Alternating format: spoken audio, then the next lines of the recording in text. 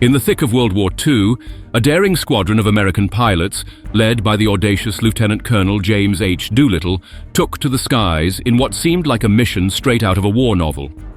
Their target, Tokyo, the very heart of Imperial Japan, a nation that, at the time, was a fortress island impervious to American military reach from any Pacific stronghold. Embarking from the deck of USS Hornet, these pilots undertook an extraordinary one-way mission. Aboard their 16 B-25 bombers, they knew the stark reality. There would be no return flight to their carrier. Each aircraft, loaded with the fury of America, was a floating dice in a high-stakes gamble to shake the core of Japanese invincibility. The moment their bombs rained down on Tokyo, these pilots, already legends in their own right, embarked on the most perilous leg of their journey. With fuel gauges nosediving, the squadron veered towards China as planned. It was their only shot at survival. That is, at least 15 of them did. One aircraft, Plane 8, charted a course shrouded in enigma. Defying direct orders to steer clear of Soviet airspace, this aircraft found itself on the tarmac near Vladivostok, Russia, over 650 miles off its intended course. The crew, immediately detained, became unwilling guests of the Soviet Union despite the wartime alliance between the two nations. Whispered rumors and half-told tales began to swirl, suggesting that this specific warbird had secret orders and was on a special mission of its own. With the American spirit fractured by the devastating blow at Pearl Harbor, the United States was thrust into the global conflict of World War II. President Franklin D. Roosevelt, grappling with the need for a bold response, convened with top brass to chart a course of retaliation against Japan. There was just one problem: Japan was unreachable. In 1942, Japan was simply too far away for a direct American air assault due to several strategic and logistical challenges. The American military, still reeling from the Pearl Harbor attack, had not yet fully mobilized its war machine. Additionally, the vast distances in the Pacific and the lack of suitable bases close to Japan limited the United States' ability to launch direct attacks. Among the closest operational American bases were those in Wake Island and Midway. Nevertheless, even being the US military base closest to Japan, Wake Island was a staggering 2,000 miles away from Japan. Even the formidable US Boeing B-17 Flying Fortress, the most capable long-range aircraft the US had at the time, could only fly 2,000 miles, which meant they could technically reach Japan but never fly out. Moreover, the technology and tactics of the time did not support long-range bombing missions from distant bases. Although China was an ally, the areas of China suitable for launching an attack were either under Japanese control or too far from Japanese industrial targets. Japan had significant territorial gains in China and Southeast Asia, limiting the availability of secure bases from which the US could operate effectively. Additionally, China's infrastructure was not well developed at the time, which would have made the logistics of launching a large-scale air raid challenging. The United States had not yet established strong military bases in the Pacific, capable of supporting large-scale bombing missions against Japan. Many islands that later became key bases, such as the Marianas, were still under Japanese control.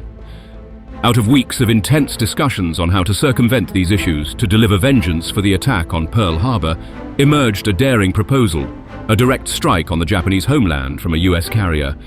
The architect of this bold strategy was none other than Lieutenant Colonel James E. Jimmy Doolittle.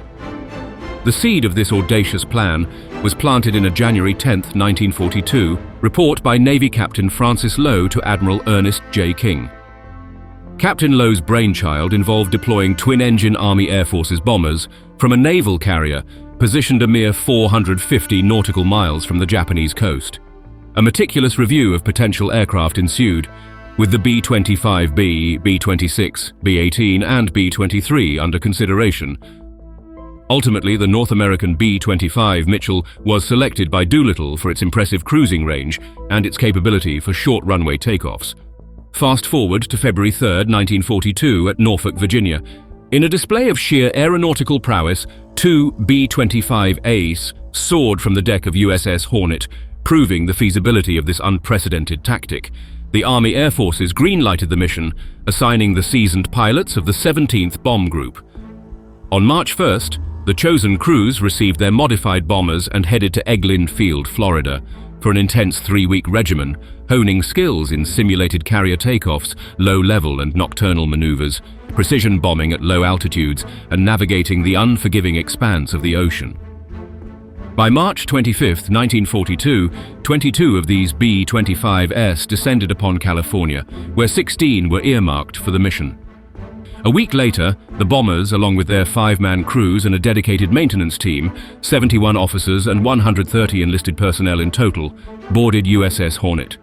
Each B-25 was armed to the teeth, carrying 4 custom 500-pound bombs, 3 packed with high explosives and 1 with incendiaries. Adding a touch of irony, 5 bombs were adorned with Japanese friendship medals, a pre-war gesture from the Japanese government to US servicemen. Defensively, each aircraft boasted 2.50 caliber machine guns in the upper turret and a .30 caliber gun in the nose, with dummy barrels in the tail to deter any Japanese aerial pursuit. On the Hornet, the aircraft was strategically positioned on the flight deck, secured and queued for takeoff. April 2nd, 10 a.m., marked the departure of the Hornet and Task Force 18 from Alameda, setting course to rendezvous with USS Enterprise and Task Force 16, under the command of Vice Admiral William F. Bull Halsey, Jr. The plan was to launch the strike from a distance of 450 nautical miles off the Japanese coast. However, fate had other plans. On April 18th at 7:38 a.m., still about 620 nautical miles from their intended launch point, the task force was spotted by the Japanese picket boat Nito Maru. Though USS Nashville swiftly sent the vessel to a watery grave, the Nito Maru managed to broadcast a warning to Tokyo. Faced with this unforeseen complication, Doolittle and the Hornet's skipper, Captain Mark Mitcher, made a snap decision to launch the B-25S immediately, a full 10 hours ahead of schedule and 170 nautical miles further from their target than planned. Doolittle, with only 467 feet of runway before him, pushed his engines to the brink, charging down the Hornet's wooden deck towards the vast Pacific. His aircraft clawed its way into the sky. Over the next hour, the remaining 15 bombers followed suit, each defying the odds to take flight toward their historic mission. The 16 warplanes achieved a technical milestone as they entered Japanese airspace. The feat was so utterly unprecedented at that time in the war and so unexpected by the Japanese military that the bombers managed to swoop into the heart of Tokyo, climb to their required payload drop altitude, and unleash their bombs with little resistance from the defenders of the city. After accomplishing their mission and with a low fuel tank, the American pilots began the most dangerous part of their operation, a desperate attempt to make it to China in one piece. All 16 planes were low on fuel due to the forced premature launch from USS Hornet. 15 headed for China after delivering their bombs, while Plane 8 broke ranks and took an unexpected route into Russia. The 15 planes, following the original plan, faced a grueling and desperate struggle as they pushed their warplanes and bodies to the limit, and their fuel gauges dropped to zero. China was an ally against Japan, but it was also a war-torn nation with much of its territory occupied by Imperial Japanese forces. Reaching China wasn't enough. The pilots had to make it to the inner regions of China, still held by their allies. If they landed or bailed over Japanese-occupied territories, they would be taken as prisoners of war. The B-25's engines began to stutter as the last drops of fuel were consumed. Despite the fearlessness of their crews, all of the 15 bombers either crash-landed or bailed out before they could reach friendly territories. The 15 warplanes were lost, but even as they landed in Japanese-occupied China, the airmen still held hope of evading capture. The Japanese couldn't occupy a country as big as China in a manner that would permit them control of every square foot of ground. But they controlled the cities, the coastal ports, the rail lines, and all strategic locations, so pilots who bailed out of an airplane in the countryside could probably get lucky. As they tried to make their escape into friendly Chinese territories, the aircrews had to find ways to cross lines that the Japanese controlled. Unfortunately, 2 of the crews were captured by the Japanese when their Chinese contacts betrayed them and gave them up when they had promised to help them escape. The men who were not captured eventually found their way into Allied territory, and after learning of the crews that had been imprisoned, all men were accounted for, except the airman from Plane 8, which had veered off course in mid-air. An air of complicity that the landing in Russia was ordered has haunted the plane and crew ever since. Lieutenant Nolan A. Herndon, the bombardier navigator on Plane 8, harbored deep-seated questions about the true motives behind their detour to Russia. where he, along with pilot Captain Edward J. Ski York, co-pilot Lieutenant Robert G. Emmons, and 2 other crew members, endured a 13-month internment following their unauthorized landing. Herndon suspected the diversion was more than just an emergency measure. He theorized it was a test of Russia's wartime allegiance to see if refueling and continuation to China were options, and possibly to gather intel on Russian airfields for potential future strikes against Japan. He believed that both Emmons and York were in the know about the flight's covert objectives. Supporting Herndon's suspicions, a critical piece of evidence lies in the final line of Doolittle's February 1942 feasibility report to General Henry Hap Arnold, which reads, quote, "Should the Russians be willing to accept delivery of 18 B-25B airplanes on lease lend at Vladivostok, our problems should be greatly simplified." This statement underscores the strategic significance of Russia's proximity to Japan compared to the much farther Chinese airfields. The United States, through the Lend-Lease program initiated on March 11, 1941, had already been supplying war material to the Allies, including the Soviet Union, hinting at the potential use of Russian soil for post-bombing landings. However, the Soviet Union's reluctance to engage closely with the US forced the mission to proceed without Russian collaboration. Further fueling Herndon's conjectures, Captain York's debriefing papers post-raid mentioned only low fuel as the reason for diverting to the Soviet Union. Yet York's report included detailed observations of Vladivostok's airfields. Intriguingly, York later noted that during the later stages of the war, 250 US pilots flying B-17AS from Alaska's Aleutian Islands sought refuge in the Soviet Union. A particularly telling incident involved Herndon directly questioning Doolittle about the Siberian detour, to which Doolittle cryptically replied, quote, "I'll tell you one thing, Herndon. I didn't send you there." This elusive response hinted at a higher directive, suggesting that the diversion to Russia might have been part of a larger, more complex strategy in the labyrinth of wartime maneuvers. Herndon's dissenting voice echoed in Lieutenant Thomas C. Griffin, the navigator of Plane 9. In a 2007 roundtable discussion, Griffin recalled a reunion encounter with Captain Edward J. Ski York, noting York's continued evasiveness about the mission, a trait he had displayed since before the raid. Griffin expressed his enduring skepticism, stating, quote, "I guess we will never find out if the State Department or the Secret Service set up Ski York for a special secret mission. It is my belief that his clandestine mission instructions were never put in writing." Decades later, Lieutenant Robert G. Emmons, Plane 8's co-pilot, shed light on the unusual circumstances surrounding their crew's formation in a 1989 letter. Emmons recounts, quote, "Ours was sort of a bastard crew made up of guys left over at Eglin flying on the B-25 that was a last-minute substitute for the one that bellied in the last day of training at Eglin. We formed as a crew after all the rest of the planes had left Eglin for the West Coast. We had never flown together before and had never made a practice takeoff before the real one we made off the Hornet."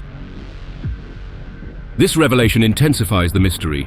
24 crews underwent rigorous 3-week training at Eglin, mastering carrier takeoff skills. A Regiment Plane 8's crew did not partake in. Additionally, while the other planes had their carburetors meticulously adjusted for the 2,000-mile mission to avoid refueling, Plane 8's aircraft did not receive this modification. These discrepancies beg critical questions. Why was an untrained crew with an unadjusted plane deployed in such a high-stakes operation when there were already modified aircraft and skilled crews prepared and waiting? Why did pilot York and co-pilot Emmons just happen to start speaking fluent Russian when the plane touched down in Vladivostok? With the official flight chart and mission orders of Plane 8 missing, the world might never know what their real objective was that day.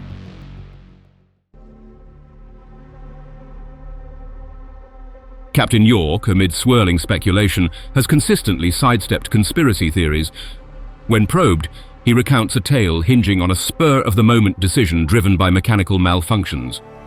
York's narrative corroborates that his team, part of the 17th Bombardment Group, was hastily assembled, contrasting the more prepared nature of other crews. Stationed initially in Pendleton, Oregon, the group later moved to Columbia, South Carolina. Their routine was abruptly disrupted by a visit from then Lieutenant Colonel James Doolittle. In a clandestine meeting with squadron commanders and the group commander, Doolittle unveiled their mission, a bold strike on Tokyo, Met initially with disbelief, the squadron soon grasped the gravity and seriousness of Doolittle's plan. The mission's success hinged on extreme secrecy. This veil of confidentiality created logistical hurdles, especially in procuring vital equipment. The operation's covert status was underscored when the group, en route to California for their 500-pound bombs, faced resistance.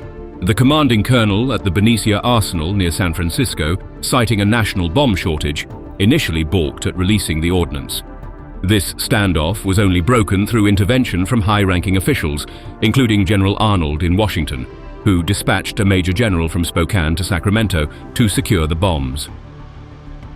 The urgency and immediacy of their task crystallized on raid day. As the crew sat down for breakfast, a call blared over the public address system, quote, "Army crews, man your planes." This command marked the transition from preparation to execution. Within 30 minutes, all preparations were complete, and the crews embarked on their historic mission towards Tokyo.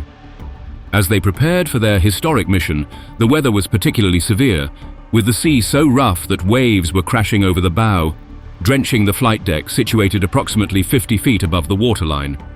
Despite these daunting conditions, all crews managed to take off successfully from the deck. Their journey to Japan was marked by an evolving weather pattern. By Saturday noon, as they reached Japanese shores, the once stormy skies were clear. This sudden change, while visually stunning, stripped them of any cloud cover, leaving their aircraft starkly visible against the clear skies. This lack of concealment added a treacherous dimension to an already dicey mission. Captain York held the B-25 bomber in high regard, recognizing it as a groundbreaking feat in aviation. Born from the factories of North American Aviation, which later merged into Rockwell International in California, the B-25 stood out from its predecessors in design and capability. A notable hallmark of the B-25 was its twin-engine setup, paired with a tricycle landing gear, setting it apart from contemporary bombers. Its performance was noteworthy. Cruising at an average indicated airspeed of about 240 miles per hour, it dwarfed the capabilities of the B-18, the previous mainstay bomber for York's unit, which topped out at approximately 150 miles per hour. This leap in velocity was not just incremental, but a quantum leap, greatly expanding the operational prowess of the aircraft and the squadron's tactical options. During his flight over Japan, Captain York observed a notable reaction from the people on the ground. Flying at an extremely low altitude of about 50 feet, he noticed many Japanese civilians waving, likely under the assumption that York's aircraft and others in his squadron were Japanese planes, given their low flying height and the unexpected nature of the raid. As York commenced his bombing run, he adhered to the specific training he had received for such missions. This training dictated that the aircraft should climb to an altitude of 1,500 feet before releasing the bombs. The rationale behind this maneuver was to avoid potential damage to the aircraft from the bomb's concussion. Following this protocol, York skillfully ascended to 1,500 feet, released the bombs, and then quickly descended back. But according to York's account, he made a severe mistake. Quote, "I immediately pushed back down and forgot about staying there until the bombs went off, so we were rocked a little bit, but no damage." Despite claiming that the warplane suffered no damage from the blast, Captain York remembers that soon after dropping the bombs, he realized that they were having technical problems. His crew's calculations pointed out that they would not be able to even reach the Chinese coast, much less the Allied bases deep within the territory. That is when, according to him, he took the highly controversial decision, quote, "I'd made up my mind that we would never get close to the shore of China. So I decided to go to Siberia, because I knew we were fighting on the same side in the war." York had anticipated that they would be able to refuel upon landing in Siberia and then proceed to Chongqing, China, to join their comrades as originally planned.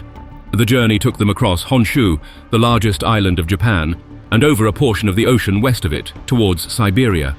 With fuel levels critically low, leaving them only about 45 minutes of flight time, York was under immense pressure to find a suitable landing spot. In Siberia, he searched for an airfield but found none. Instead, he spotted a vast, flat field that appeared to be used as an auxiliary landing area. Deciding to land there, York executed a wheels-down landing in the field. The presence of only a few people in the vicinity indicated the remote nature of the location. Observing their physical features, York noted that they did not resemble Japanese individuals. He sighed with relief. realizing they had successfully reached their intended destination in Siberia. Curiously, Captain York claims that they never landed in Vladivostok, Russia, as so many other reports claim they did. Upon landing in Siberia, Captain York and his crew were taken to a naval installation in the region. The facilities were described as rudimentary, reflecting the general state of infrastructure in that remote part of the world at the time. The treatment they received was amicable. After a few hours, an interpreter who could speak English was brought in to facilitate communication. York chose to be forthright about their mission, informing the officials that they had participated in a raid on Japan earlier that day. The local authorities were already aware of the raid through their own sources. The following morning, the crew was transported by airplane, not their own, to a city approximately 400 miles north of their landing site. This location was the army headquarters for that region. There, they were brought before the commanding general, who, through an interpreter, told them that according to international law, they had to be interned. York thought to himself, quote, "Oh damn, we're going to be here 2 or 3 days." The need for an interpreter seems to contradict the versions of other crew members who reported York speaking fluent Russian. The local authorities were hesitant to make any definitive decisions regarding the crew's fate, likely due to the fear of making a wrong decision that could adversely affect their careers within the Soviet bureaucratic system. After what seemed like an eternity, the decision was made to transport them via the Trans-Siberian Railroad. This journey lasted 20 days, as the lone railroad that connected the regions was being primarily used for wartime purposes, and the train where York was being transported had to stop constantly. Eventually, the train brought them to European Russia, specifically to the city of Penza. York and his crew spent approximately 2 months in Penza, Russia. Their stay was relatively comfortable, with access to food and bathing facilities, although they were under constant guard. The guards explained that this was for their own protection, but it also served to prevent them from observing and possibly uncovering sensitive information, as the Soviet Union at the time was known for its secrecy. As the war progressed in 1942, with the German forces advancing towards the Caucasus and encircling Leningrad, the situation in Russia, including Penza, where York and his crew were staying, became increasingly tense. Consequently, the decision was made to move them to a small village on the Kama River near Molotov, now Perm. Here, they experienced a harsher lifestyle for 9 months. Food was scarce, often limited to black bread, and occasionally a bag of cabbage or potatoes. They also faced health issues like scurvy and significant weight loss, averaging about 30 pounds per person. These conditions were somewhat mitigated by their US winter flying clothing. During this time, they focused on learning Russian and lived in a primitive wooden house, cutting wood for heating and lacking running water. Their next relocation was to Ashgabat, the capital of Turkmenistan, where they stayed for about 2 months. York suspected this move was orchestrated to facilitate their escape from the Soviet Union, as Ashgabat is relatively close to the Persian border. To leave Russia, they utilized the US currency they had, traveling by truck and on foot to Quetta in India. This journey was grueling, characterized by cold weather, limited food, and uncomfortable sleeping conditions on wooden benches. After reaching Iran, they moved to what was then India, now Pakistan, finally arriving in Karachi, where there was a significant American Air Force presence. From there, they eventually returned to the United States. The Doolittle raid, though not a major tactical blow to Japan, had a profound psychological impact. American spirits soared while Japanese morale took a hit. The citizens of Japan, witnessing the bombardment of their capital, realized a stark truth: their homeland was not impervious to enemy attacks. This revelation sparked a deep hunger for retribution among Japanese soldiers and their kin, fueling the fires of wartime propaganda. In stark contrast, the raid was a morale booster for the United States, underscoring Japan's susceptibility to attack. This strike also served as a partial quenching of America's thirst for revenge post-Pearl Harbor. From a strategic standpoint, this raid spurred Admiral Isoroku Yamamoto to hasten his campaign against Midway Island, culminating in a crushing defeat for Japanese forces. The repercussions even extended to China, where brutal Japanese reprisals led to grievous war crimes. Yet the enigma of plane number 8 from the raid lingers, its purpose and mission shrouded in a fog of conflicting narratives. Whether this bomber was on a clandestine mission to the Soviet Union, using the Doolittle raid as a facade, or whether it was a spur-of-the-moment decision that traced their course, is unlikely to be discovered.